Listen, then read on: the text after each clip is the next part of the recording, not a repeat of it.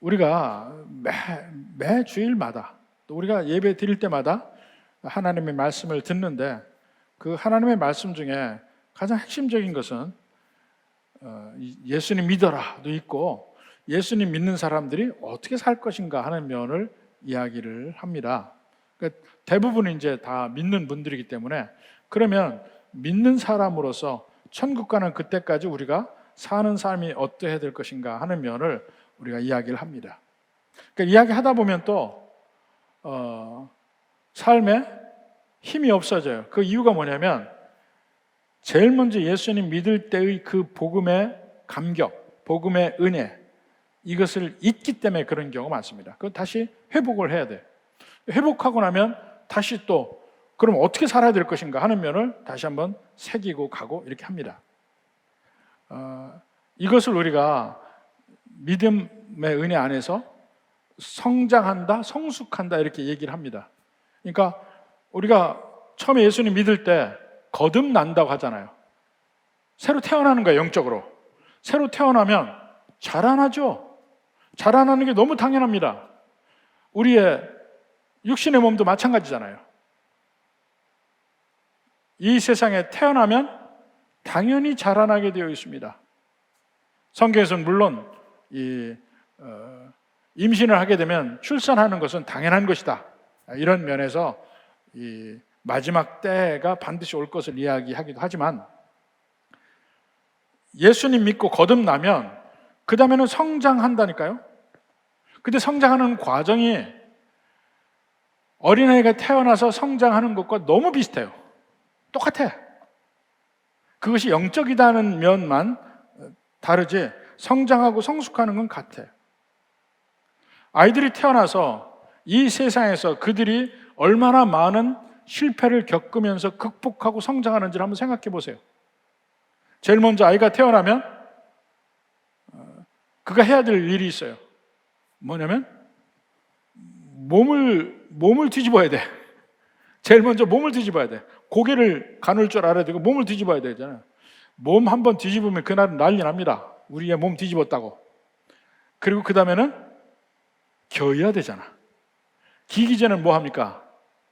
배치기를 합니다. 배로 다니잖아. 배로 다니다가 어느 정도 힘이 생기면 이제 기기 시작해.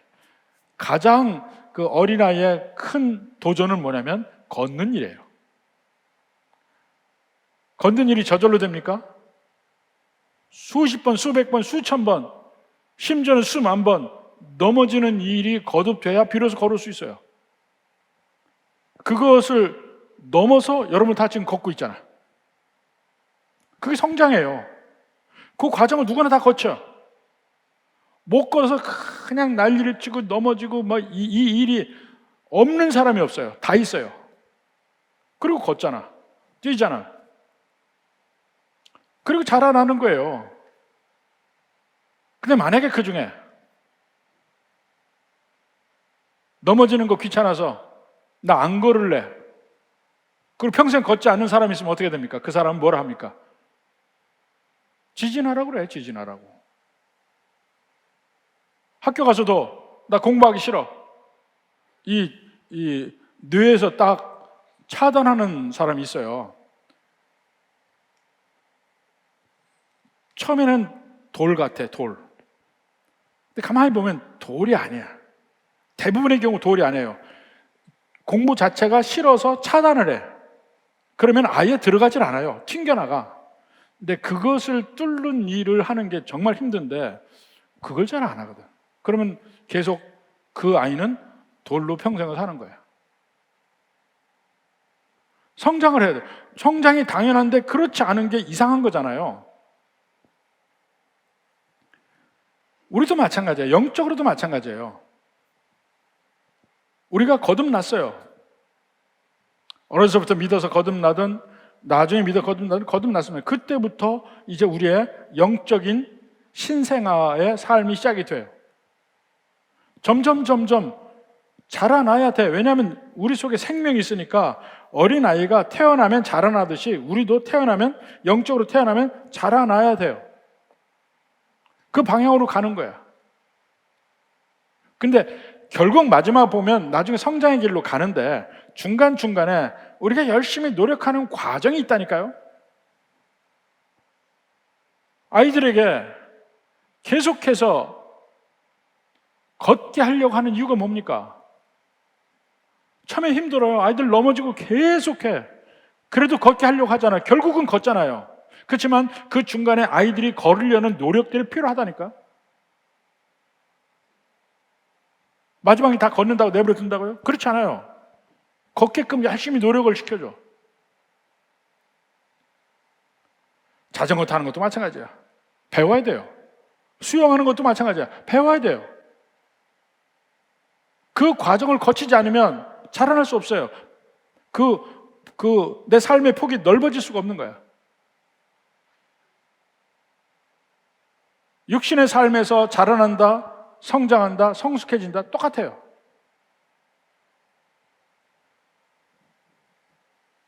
영적 성숙도 마찬가지야. 믿음 생활이 시작돼서 시간이 어느 정도 몇 년 지나고 나면 당연히 그 횟수만큼 성장해야 돼. 영적으로, 믿음으로. 그게 안 되면 지진하지.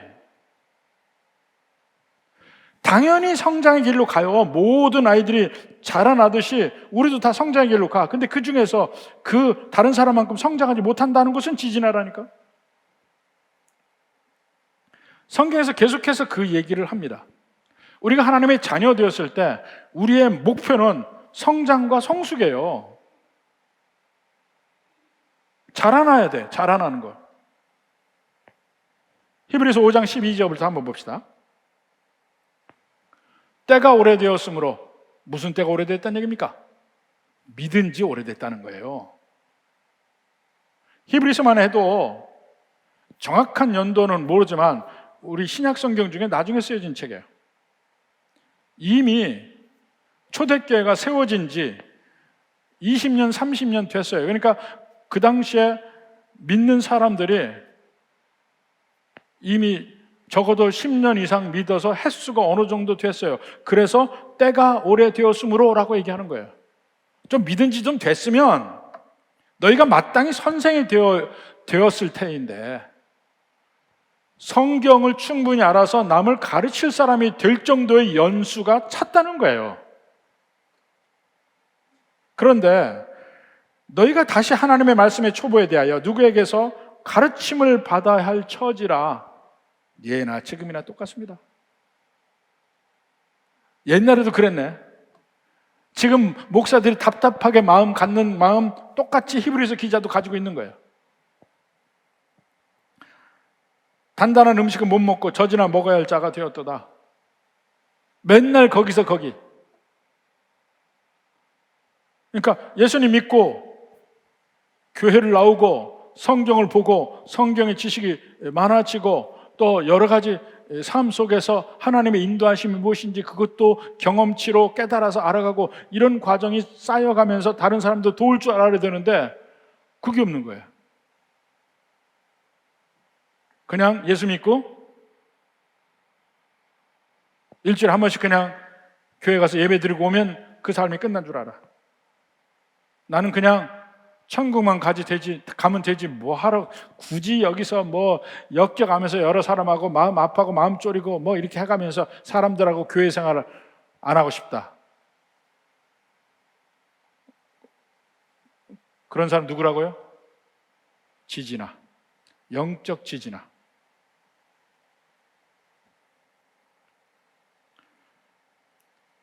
13절 봐요. 이는 젖을 먹는 자마다 어린아이니 의의 말씀을 경험하지 못한 자요. 예수님 믿는다고 하는데 하나님의 말씀은 경험하지 못한 자요. 경험을 어떻게 합니까? 가장 대표적인 예로 원수를 사랑하라. 이것은 성경에서 배우지 않고는 경험할 수 없는 말이에요. 성경 말씀을 순종하지 않고는 경험하지 못해요. 의의 말씀을 경험하려면 내가 원수를 사랑하려고 노력해봐야 돼. 그러면 그때 내 삶이나 내 마음에 어떤 일이 벌어지는지 경험을 해야 돼. 그것이 의의 말씀을 경험하는 거예요. 내 뜻과 다른 하나님의 말씀을 순종하면서 경험하는 거예요. 그게 의의 말씀을 경험하는 거예요. 그러니까 너희 소산에 10의 1조를 내라. 아깝죠? 누구에게 거저 여러분이 애써 벌은 돈을 누구에게 준 적 있습니까? 그냥 없습니다. 근데 하나님은 내라고 하는 거야. 아까워, 하기 싫어. 그렇지만 그걸 극복하고 해보면 그 다음에 하나님 안에서 어떤 은혜가 있는지를 그 다음에 경험하는 거예요. 의의 말씀을 경험하는 것. 그런 것을 순종을 안 하면 여기 말씀대로 의의 말씀을 경험하지 못한 자가 되는 거예요.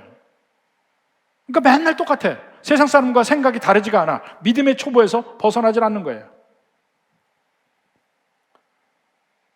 14절에 단단한 음식은 장성한 자의 것이니 그들은 지각을 사용함으로 연단을 받아 선악을 분별하는 자들이라. 여기서 장성한 자의 특징이 뭐냐면 지각을 사용함으로 연단을 받아 선악을 분별한다는 거예요. 생각을 해보는 거예요. 그리고 연단을 받는다고 그러죠. 이 연단은 여러 가지 환난과 어려움 속에서 당하는 게 연단이에요. 하나님의 훈련. 하나님의 훈련은 반드시 괴로움과 스트레스로 옵니다. 생각해 보세요. 일반 우리 사람이 어려서부터 자라나는 과정에서 성숙해지는 걸 생각해 봐요. 나름대로 아이들도 자기들 세계가 있고 사회가 있어요. 거기서 여러 가지 스트레스도 받고 어려움도 겪고 그래가면서 성숙해지는 거예요. 그런데 오늘날 철없는 부모들의 목표는 뭡니까? 아이들에게 전혀 스트레스 주지 않는 삶을 주겠다. 그게 아이들에게 행복을 주고 부모가 해야 되는 건 줄 착각해요. 근데 자녀들은 최대한 자율성을 줘야 되거든. 내 손아귀에 쥐는 게 아니고 달리면서 넘어지기도 해야 되고 무릎도 깨져야 되고 친구들과의 관계에서 어려움도 겪어봐야 되고 도움도 없어 봐야 되고 모든 걸 잘하면서 경험을 해봐야 돼. 근데 그걸 일체 안 하려고 그래. 아이들에게 어려움을 안 시키려고 원하는 건 다 해주려고 그래. 그럼 원하는 걸 다 해받은 아이가 자라면서 성숙해질까요? 전혀 성숙해지지 않아요. 전혀 성숙해지지가 않아요. 오히려 자라면서 어려움도 겪고 돈 없음도 알고 이런 것을 겪어야 비로소 성숙해져. 다른 사람과의 관계도 어떻게 되는지도 알고 내 아픔뿐이 아니고 다른 사람의 마음도 알게 되고 이런 성숙의 과정을 연단 속에서 겪는 겁니다. 하나님은 우리를 교육할 때 반드시 연단을 주셔요. 예수 믿는 사람은 모든 면에 축복받는다? 그거 거짓말이야. 예수 믿는 사람은 적어도 한 가지 확실하게 알 수 있는 건 하나님이 확실하게 교육할 거예요. 여러 가지 환난과 연단과 사람 막대기를 통해서 교육할 거라니까요. 여러분 자녀들 교육하기 원하잖아. 교육의 방법이 잘못돼도 하여튼 교육을 하기를 자라나서 능력 있게 이 사회인으로 살기를 원하잖아요. 방법은 잘못됐지만 하나님은 분명히 하나님의 목표는 여러분의 성장과 성숙이에요. 여러분이 아무 문제 없이 사는 거 그 하나님의 목표 아닙니다. 여러분의 목표일지는 모르지만 하나님의 목표는 어찌하든지 여러분을 성숙하게 하는 것, 여러분을 성장시켜서 아주 성숙한 그리스도인으로 만드는 것이 하나님의 목표예요. 그러기 위해서는 환난과 어려움과 인생 막대기 옆에서 찌르는 훈련 조개들 얼마든지 붙여주셔요. 여러분의 목표와 하나님의 목표가 다릅니다. 하나님의 목표는 여러분의 성숙과 성장입니다. 자, 히브리서 6장 1절 봅시다. 그러므로 우리가 그리스도의 도의 초보를 버리고 죽은 행실을 회개함과 하나님에 대한 신앙과 세례들과 안수와 죽은 자의 부활과 영원한 심판에 대한 교훈의 터를 다시 닦지 말고 완전한 대로 나아갈지니라. 이 앞에 걸 다시 닦지 말고 그걸 버리라는 얘기가 아니에요. 거기서부터 성장하라는 얘기야. 그걸 바탕으로 좀 더 세워져야 된다는 얘기예요. 맨날 예수님이 우리를 구원하시고 오직 예수님의 공로로 우리는 구원받는 거예요. 예수님이 하신 것 나는 하나도 한 일이 없어. 맞아요. 근데 그게 예수님 믿고 나서 아무 일도 하지 말라는 얘기는 아니라니까요. 온전히 예수님의 은혜로 구원받는 것이지. 맞아요. 그렇다고 해서 그 이후의 삶이 그냥 예수님의 은혜니까 나 아무렇게 살아도 된다. 그게 아니라니까요. 거듭난 사람이면 어린아이가 태어났으면 당연히 자라나야 되잖아. 너무나 당연하게. 왜 그걸 거부하냐고요. 같이 믿은 사람들은 쭉 성장해 가는데 나만 아니야. 뒤처져 있어. 그걸 치지나야.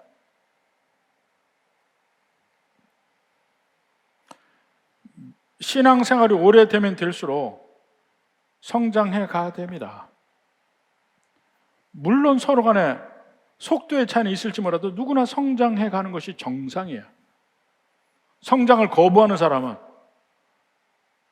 돌이에요, 돌.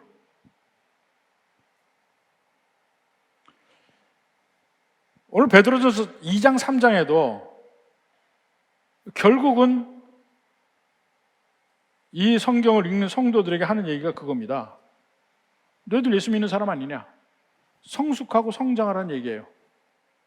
그래서 예수 믿는 사람의 특징이, 성장하는 그리스도인들의 특징이 뭘로 나타나냐면 우선은 처음에 관계적인 면에서 표현을 해요. 관계적인 면에서 2장 12절부터 보면 이 불신자의 삶, 안 믿는 사람들이 그 대부분인 이 세상에서 믿는 자로서 살을 때 어떻게 할 것인가, 그들에게 선한 행동을 보이고 살으라 하는 얘기를 했고, 그 다음에는 2장 13절부터는 이 세상의 국가 권력, 이 세상의 여러분보다 윗사람, 시스템 속에서 윗사람들을 어떻게 대할 것인가, 순종하라는 얘기예요.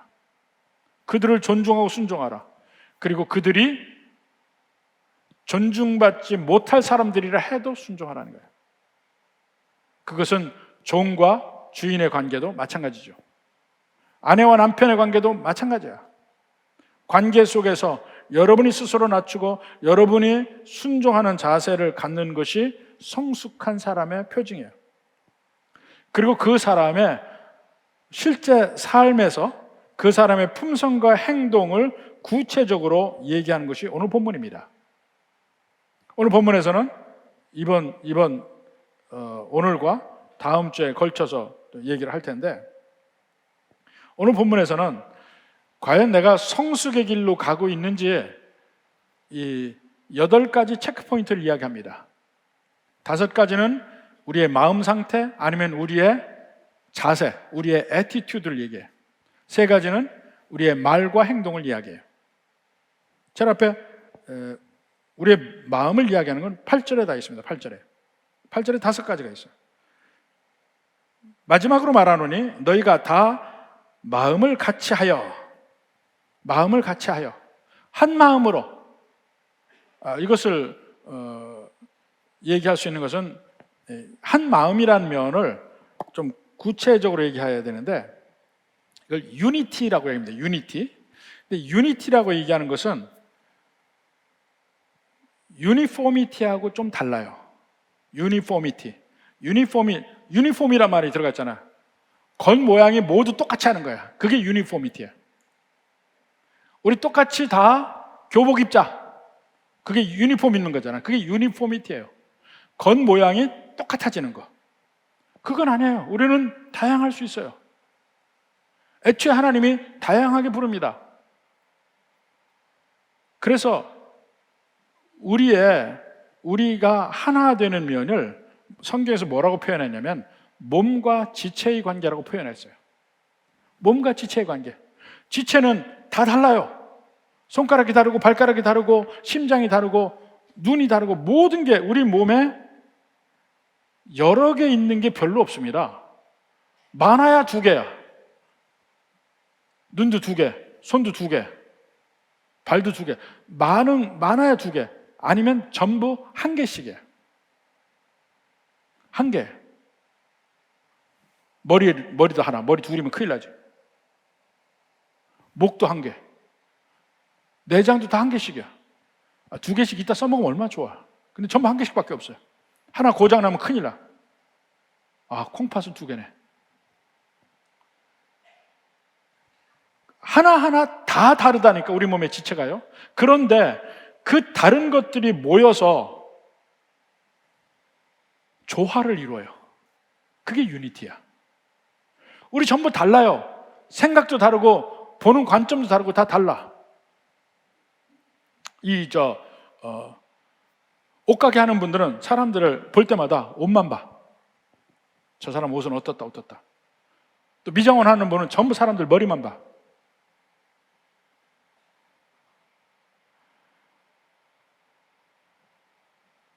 각각의 생각과 관심과 모든 게 다 다르지만 조화를 이룬다는 면이 유니티예요.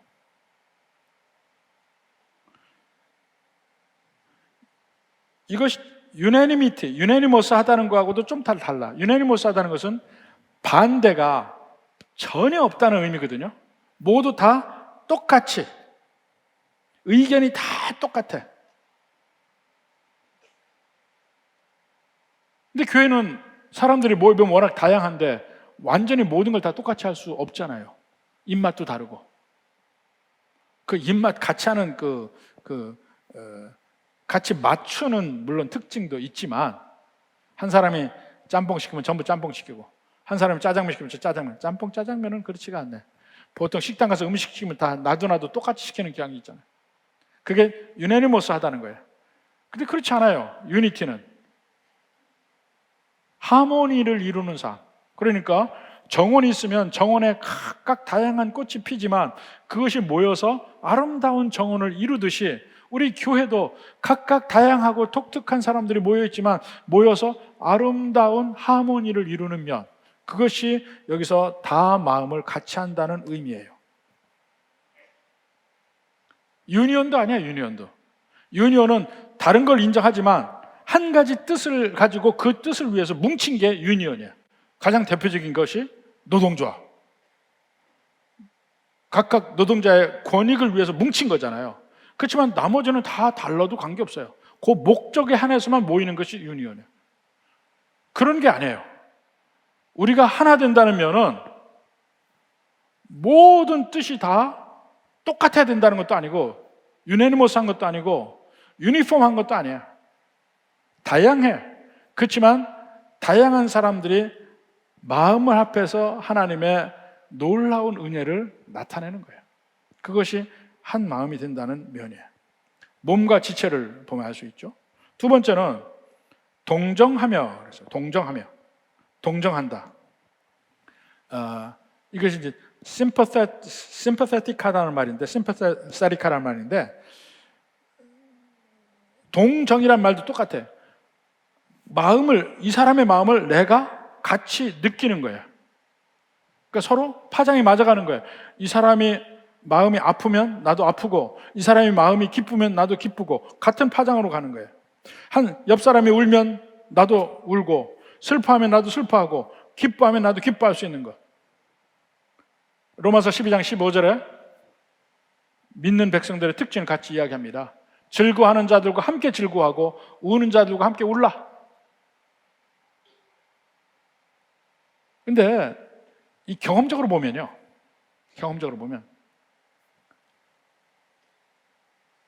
다른 사람의 아픔을 보면 같이 동정해 줄 수 있는데, 다른 사람의 기쁨과 즐거움은 같이 한다고 하지만 조금 불편할 때가 있어요. 그걸 잘 못하는 것 같아요. 다른 사람의 아픔은 같이 아파할 수 있는 것 같은데, 다른 사람의 기쁨과 즐거움은 함께하기가 어렵게 느껴지는 마음들이 있단 말입니다. 왜 그럴까요?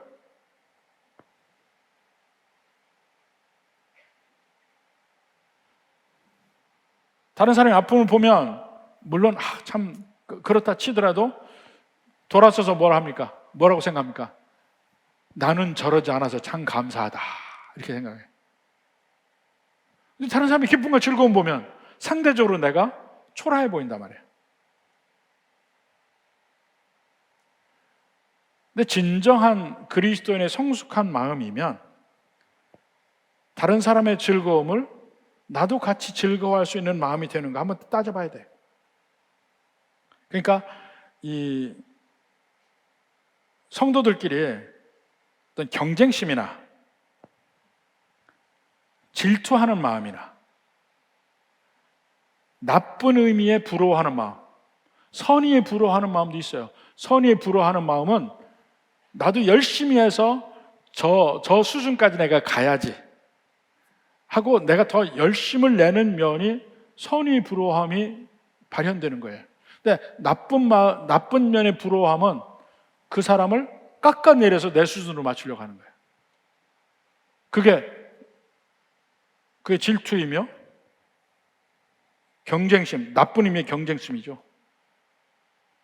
근데 우리는 자연적으로 내버려 두면 그런 게 있다니까요. 죄인은 다른 사람에게 쓸데없는 경쟁심도 있고 질투하는 마음도 있고 그들보다 내가 더 튀어야 되는데 내가 더 인정받아야 되는데 이런 마음이 있어요. 비교하는 마음. 예수님 믿으면서 그게 없어져야 된다는 거예요. 고린도전서 12장 26절 봅시다. 만일 한 지체가 고통을 받으면 다른 지체가 함께 고통을 받고 한 지체가 영광을 얻으면 모든 지체가 함께 즐거워하느니라. 이게 무슨 말입니까? 결국 우리는 한 몸으로 연결되어 있다는 거예요. 한 몸으로 연결되어 있어서 그 중에 한 부분이 고통받으면 온 몸이 고통을 받는다는 거예요. 한 몸이 고통에서 벗어나고 영광 중에 있고 힘이 나면 온 몸이 다시 힘이 난다는 거예요. 여러분 몸에 대해서 여러분 느끼지 않아요? 나이 들면서 다 무릎이 아프잖아요. 무릎이. 저도 사실 무릎이 아파서 제가 등산을 참 좋아합니다. 원래 좋아했어요.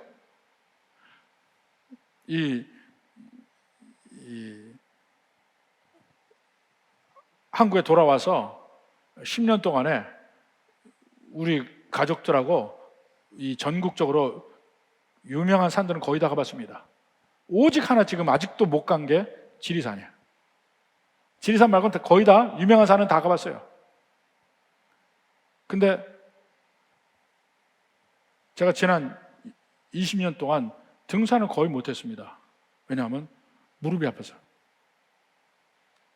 무릎이 아픈데 온 몸이 산에 올라가서 누리는 즐거움을 못 누렸다니까. 근데 요즘에 이제 조금씩 운동 시작해가지고 무릎이 안 아프니까 너무 좋은 게 등산할 수 있어서 좋아요. 온몸이 같이 가는 거야. 그러니까 지체와 몸의 관계가 우리는 공동체라는 게 바로 그런 거라니까요. 우리 한 몸도 그렇지만 우리 중앙교회라는 그 공동체도 마찬가지예요. 한 사람이 잘 되면 같이 즐거워할 수 있는 게 모두의 즐거움이에요.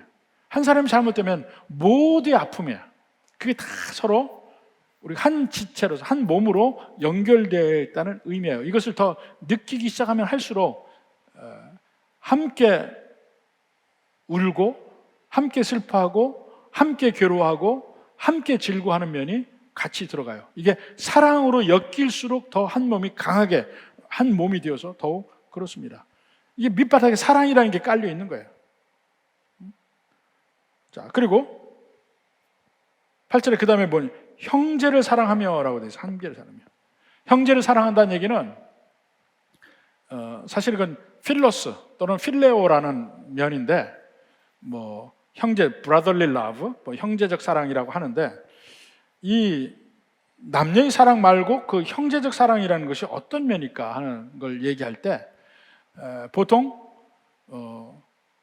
다른 사람에게 우산이 되어준다고 표현합니다. 우산이 되어준다고. 그냥 마치 같이 만나서 즐거운 시간을 함께 보내는 거 그거요. 안 믿는 사람도 해요. 안 믿는 사람도 야, 매번 만나서 우리 즐겁게 지내자. 즐겁게 할 수 있어요. 근데 성경적 의미의 형제적 사랑이 발현될 때가 언제냐면 내가 어려울 때, 내가 어려운 처지에 있을 때, 그 사람의 모든 걸 다 해줄 수는 없습니다. 그러니까 예수님도 얘기합니다. 오리를 가자면 십리를 가고 겉옷을 달라면 속옷도 주라 하는 얘기가 그런 면이에요. 어느 목사님이 설교하대요. 겉옷을 달라고 할 때 집문서 주는 건 아니다 그랬어요. 차이를 느끼시라니까. 내 모든 걸 다 준다는 개념은 아니에요. 내 자신은 상대편과 딱 같이 엮어져서 그 사람이 넘어지면 나도 다 넘어진다는 개념이 아니에요. 사랑이라는 게 그 사람이 어려울 때 우산을 씌워줄 수 있는 사랑, 우산을 준 서로 삶이 부딪히는 부분에서 좀 더 그 사람에게 쉼과 평안함을 줄 수 있는 배려, 이것을 우산으로 이야기해. 우산은 어떤 역할을 합니까? 비가 오면 그가 잠시 비를 맞지 않게 하는 역할을 해주는 것, 햇볕이 나면 그늘이 되어주는 것, 쉼을 잠시라도 줄 수 있는 면, 그래서 격려를 하고 위로를 주는 면, 그게 형제 사랑이에요. 아, 우리 모여서 재밌게 놀자. 근데 그 사람이 무슨 일을 했을 때는 딱 끊어버려요. 그런 게 아니라니까요. 미국의 유명한 보험회사 중에서 로고가 우산인 데가 있어요. 우산. 보험회사의 로고가 우산이에요. 우산. 그게 같은 의미예요. 당신들이 비 오는 날, 그러니까 보통 우리의 안 좋은 시대를 영어로 rainy day라고 표현합니다. rainy day. 당신들의 rainy day에 내가 당신들의 우산이 되어주겠다. 그 보험회사의 광고라니까? 다 해주는 건 아니잖아. 그래도 우산은 되어줄 수 있는 것. 우리가 서로가 서로에게 그렇게 우산이 되어줄 수 있는 관심과 배려, 이게 형제사랑입니다. 그리고 그 다음에 불쌍히 여기며, 그래서 불쌍히 여기며. 불쌍히 여긴다는 것은 compassion이라고 보통 이야기를 합니다. 불쌍히 여긴다. 그 불쌍히 여긴다는 의미가 뭐냐면 상대편이 어려운 처지에 있는 걸 보고 내 마음이 가는 면을 이야기하죠. 먼저 예수님에게서 그 면을 볼 수가 있습니다. 마태복음 9장 36절 봅시다. 무리를 보시고 불쌍히 여기시니 이는 그들이 목자 없는 양과 같이 고생하며 기진함이라. 그러니까 불쌍히 여기는 그 대상은 무리인데 그 무리의 특징이 뭡니까? 목자 없는 양과 같이 고생하며 기진하고 있어요.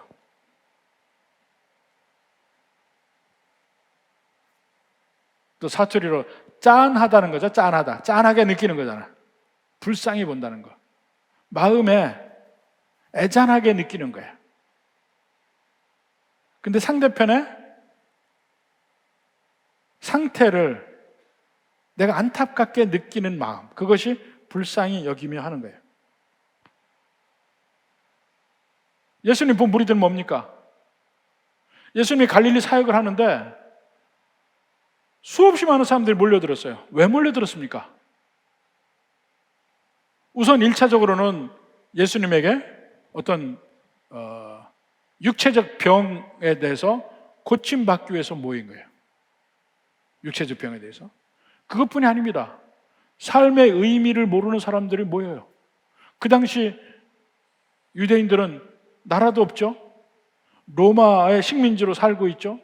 그들의 삶은 퍽퍽해. 그래서 어떻게 하든지 뭔가 하나님의 나라가 언제 임할까? 언제 회복이 되고 우리의 삶이 나아질까? 그런데 그들의 삶에 지표가 되는 리더가 없는 거야. 그 당시에 영적 지도자들, 제사장이나 바리새인이나 이 사람들이 그들에게 뭔가 필요한 걸 주지도 못하는 거야. 그러니까 목자 없는 양 같아. 그들은 삶의 목표를 못 써요. 왜 사는지 몰라. 어디로 가는지 몰라. 상실한 마음이에요. 근데 그것이 예수님 앞에는 무리들뿐만 아니고 지금의 모든 믿지 않는 세상은 다 마찬가지라니까요. 믿지 않는 사람들의 삶의 목표가 뭡니까? 그저 이 세상에서 잘 먹고 잘 사는 거? 그런데 그들의 앞에 궁극에는 죽음이 놓여 있잖아. 그 죽음을 넘어설 방법이 없는 거예요. 그래서 그들이 택한 방법은 뭡니까? 죽음을 잊어버려요. 죽음을 잊어버려요. 그리고 가능하면 죽음을 멀리 놓기를 원해. 근데 가까운 시간에 죽음이 있지 않기를 원해. 그래서 열심히 건강을 위해서 막 투자를 하고 집중적으로 하고 이 세상에 집중하고 우리에게 필연적으로 다가오는 죽음에 대해서는 안 보려고 합니다. 그래서 죽음이 보여지는 그 순간순간 싫어해요. 상실한 마음이야. 방향을 몰라. 그들을 불쌍히 여기는 마음이 있냐는 거야. 세상적으로 잘 나가는 사람들, 예수 믿지 않는 사람들은 그 마음은 상실한 마음이야. 그들을 불쌍히 봤냐고요. 여러분의 직장 상사, 여러분 주변에 세상적으로 잘 나가는 사람들, 그렇지만 예수 믿지 않는 사람들, 삶에 목표가 없는 사람들, 방황하는 사람들, 그 사람들을 불쌍히 봤냐고요. 그게 예수님의 마음이야. 예수님께 나와서 뭔가 해답을 찾으려는 그 사람들을 불쌍히 보는 마음. 그러니까 그런 면이 다 그 마음이 우리에게도 있어야 된다는 거죠. 그리고 마지막에 다섯 번째로 겸손하며. 사실 이것도 겸손은 겉으로의 모양보다는 속마음의 상태를 이야기하는 거예요. 낮아진 마음, 다른 사람을 높여보는 마음. 그것이 어떻게 드러나냐면 겉으로 이게 아니에요. 내가 다른 사람에게 주목받지 않아도 상처받지 않는 마음이에요. 생각해봐요. 내가 다른 사람에게 주목받지 않아도 상처받아요. 나를 알아주지 않아도 내 마음에 상처가 안 되는 마음이 겸손한 마음이에요. 근데 우리는 되게 상처받아요. 상대방이 나를 안 알아줄 때 상처받아요. 제가 우리 성도들 이름을 다 외우려고 무진 애를 쓰지만 다 몰라요. 다 몰라. 그러면 제가 이름을 잘 모른다는 사실을 깨달을 때 성도들이 상처받아요. 그래서는 그 상처를 안 받기 위해서 노력을 하지만 제가 모자란지라 다 외우지도 못할 뿐더러 이미 아는 사람, 아주 잘 아는 우리 장로님들을 가끔 가다 제가 이름을 잊어버릴 때가 있어요. 그럼 또 상처받아. 제발 그러지 마십시오. 제가 부족해서 그런 거니까. 절대 상처받지 말라니까. 누가 알아주지 않아도 상처받지 않는 마음, 이게 진짜 겸손한 마음이라니까. 심지어는 무시를 당한 상황에서도 화가 나지 않는 마음, 이 겸손한 마음이에요. 다른 사람이 무시당해도 그런 면을 예수님도 좀 얘기한 면이 있습니다. 마태복음 6장 1절 봅시다. 사람에게 보이려고 그들 앞에서 너희의 의를 행하지 않도록 주의하라. 우리가 좋은 일에 선한 일을 하고 또 다른 사람에게 칭찬받을 만한 일을 할 때에 사람이 안 알아주면 상처받는다니까. 그렇게 하지 말라는 거야. 그게 겸손한 마음이에요. 구제함도 은밀하게 하라. 남을 도와줄 때도 은밀하게 하라. 그 겸손한 마음을 유지하라는 얘기예요. 그래서 여기 나오는 것이 지금까지 이야기한 5가지가 8절에 있는 그 면들이 우리의 마음, 우리의 내적 상태를 이야기를 합니다. 성숙해질 때 이것이 더 우리 마음에서 발현된다는 말입니다. 그리고 9절, 10절, 11절에는 이제는 입으로, 행동으로 나타나는 면에 대해서 이야기를 합니다. 제일 먼저 9절에 봅시다. 악을 악으로, 욕을 욕으로 갚지 말고 복수하지 말라는 얘기지. 도리어 복을 빌라. 이를 위하여 너희가 부르심을 받았으니 이는 복을 이어받게 하려 하십니다. 복수하지 말라는 얘기예요. 근데 이미 계속해서 금연은 앞에도 나와 있습니다. 2장 20절 한번 봅시다. 죄가 있어 매를 맞고 참으면 무슨 칭찬이 있으려. 그러나 선을 행함으로 고난을 받으면, 고난을 받고 참으면, 고난 받고 참는다는 얘기가 뭐예요? 복수하지 않는다는 얘기예요. 갚아주지 않는다는 얘기예요. 화내지 않는다는 얘기예요. 그게 여러 관계에서 얘기했잖아요. 왕과 총독, 그들이 부당하게 나를 괴롭혀도 참으라. 주인이 부당하게 괴롭혀도 종들아 참으라. 이게 다 복수하지 않는 거잖아요. 복수 전에 화가 나지 않는 거야. 화를 내지 않는 거야. 그냥 참는 거야. 하나님 앞에서. 이런 면이 이미 복수하지 않는 면이 전제가 되어 있어요. 내가 기어코 저거 내가 한번 해줘야지. 미숙한 사람이 하는 생각이야. 분명히 내가 이번에 당한 거 내가 기필코 갚아주리라. 미숙한 사람이라는 거야. 그건 모든 관계 다 마찬가지야. 부부관계도 마찬가지야. 부부관계 정말 갚지 마요. 특히 내가 당한 거 갚으려고 생각하지 말라.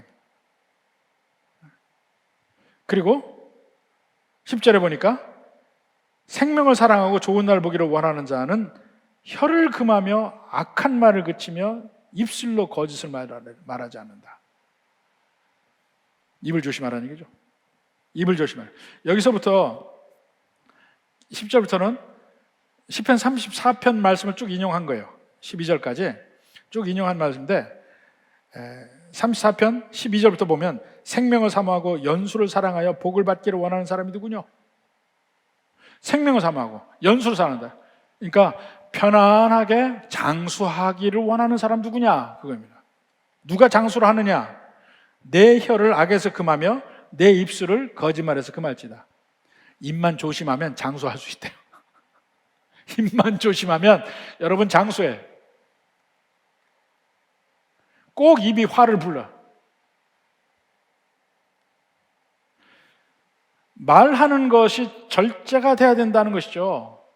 특히 교회는 사람들이 많이 모였잖아요. 뒷담화하고 남의 비밀을 자꾸 들춰내서 전하고 안 할 말이 있어요. 제가 말씀드리죠. 절대로 곰보한테 곰보라고 말하면 안 된다고 그랬어요. 절대로 곰보한테 곰보라고 얘기하면 안 돼. 그 사람의 약점을 들춰내서 나는 거짓말 못해 그러면서 얘기하는 사람도 있어요. 그 사람들에게는 복이 없다니까. 복이 없어요. 안 해야 될 말은 참아야 돼. 못 참고 톡하는 사람이 있어요. 복이 없어요. 확인이 안 된 루머 퍼뜨리는 사람들. 그럴 거야 그래가면서. 여기 복 있는 삶을 살길 원하십니까? 편안하게 장수하기 원하십니까? 입 조심부터 하십시오. 웬만하면 말하지 마십시오. 우선 말을 많이 하지 마십시오. 많이 하면 반드시 새. 우선 많이 하지 마.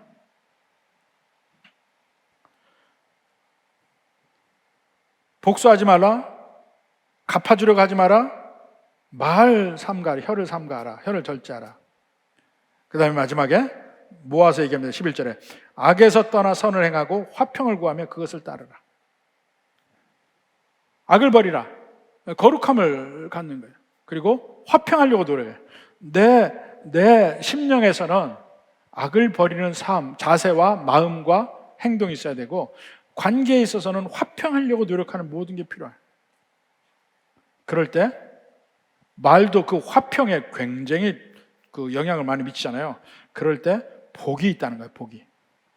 그리고 마지막에 하나님이 약속을 합니다. 하나님의 품성을 얘기해 줍니다. 12절에 주의 눈은 의인을 향하시고 주의 귀는 의인의 간구에 기울이신다. 무슨 말입니까? 의인을 하나님이 돌보신다는 얘기예요.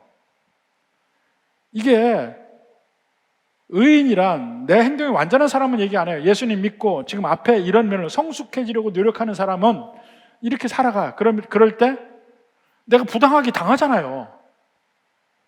주님이 아신다는 거야. 너희가 당하는 거 내가 다 보고 있어.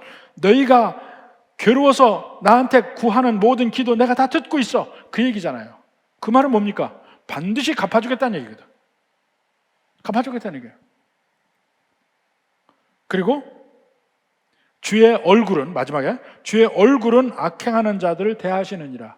이 무슨 말이냐면 주의 얼굴은요, 심판의 얼굴입니다. 왜냐하면 우리가 다 죄인인데 예수님, 그러니까 주님의 얼굴, 하나님의 얼굴을 보게 되면 다 죽는다니까.